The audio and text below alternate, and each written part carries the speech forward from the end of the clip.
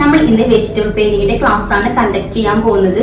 അപ്പോൾ മനോഹരമായ വസ്ത്രങ്ങൾ, അതുപോലെ തന്നെ cushion cover, pillow cover, bedsheet, kerchief എന്നിങ്ങനെയുള്ള ഐറ്റംസുകൾ എങ്ങനെ വളരെ ചിലവ് കുറഞ്ഞ രീതിയിലും മനോഹരമാർന്ന രീതിയിലും നമുക്ക് ഡിസൈൻ ചെയ്യാമെന്ന് നോക്കാം.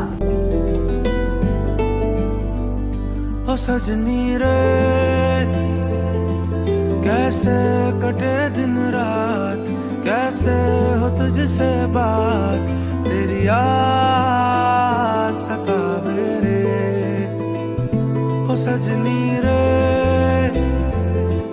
कैसे कटे दिन रात, कैसे मिले तेरा साथ, तेरी याद सतावे